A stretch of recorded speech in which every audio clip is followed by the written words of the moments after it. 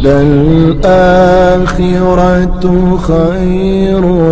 لك من الأولى ولسوف يعطيك ربك فترضى۔ میں امید کرتی ہوں کہ آپ کا ذی الحج کا پہلا دن اچھا گزرا ہوگا۔ اگر بہت اچھا نہیں بھی گزرا تو کوئی بات نہیں،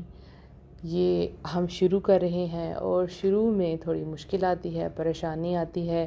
لیکن ہم نے بیٹھ نہیں جانا، ہم نے سب کچھ چھوڑ نہیں دینا۔ یہ 10 دن سال کے بہترین دن ہیں، اپنے آپ کو یہ یاد کرواتے رہیں۔ یہ آپ کو موٹیویٹ کرے گا، اٹھائے گا کہ نہیں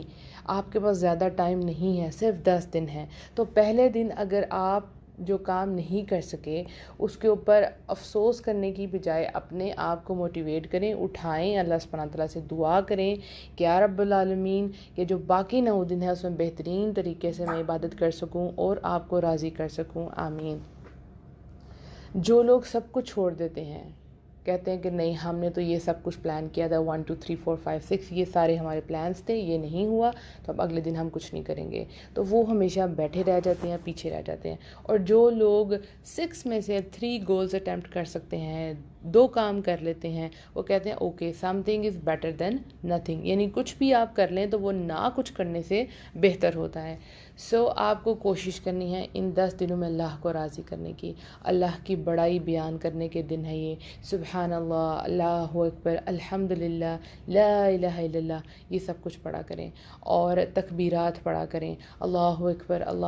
لا الہ الا اللہ، واللہ اکبر وللہ الحمد، اللہ اکبر کبیرہ والحمدللہ کثیرہ وسبحان اللہ بکرۃ وصیلا۔ آپ دیکھیں کہ یہ حج کا موسم ہے، حج ہو رہا ہے، ان سب کو سعادت نصیب ہوئی ہے اللہ کے گھر جانے کی، وہاں حج کرنے کی، الحمدللہ۔ اللہ سبحانہ تعالیٰ ہمیں بھی یہ توفیق عطا فرمائے، آمین۔ تو اللہ نے یہ دن ان کے لیے اہم کیے تو یہ ہمارے لیے بھی اہم ہوگے۔ ہم کوئی بھی عمل ان 10 دنوں میں کریں گے تو اللہ سبحانہ تعالیٰ کو بہت محبوب ہوگا، سال کے باقی دنوں سے زیادہ، الحمدللہ۔ تو ہمیں بھی اپرچونیٹی ملی ہے کہ ہم ان دنوں میں اللہ کا ذکر کریں، اللہ کا شکر ادا کریں، اللہ سے خوب خوب دعائیں مانگیں، جو ہو گیا اس پہ شرمندہ ہو کے معافی مانگیں اور آگے بڑھیں، اور یہاں سے آپ انرجائز ہو جائیں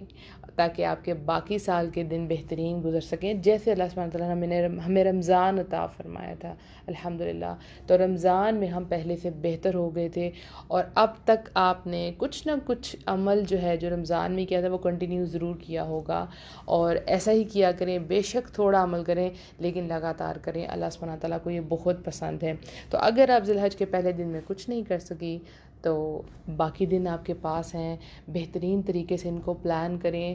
ذکر کریں، عبادات پہ فوکس کریں، آپ نماز بہت بہترین طریقے سے ادا کریں،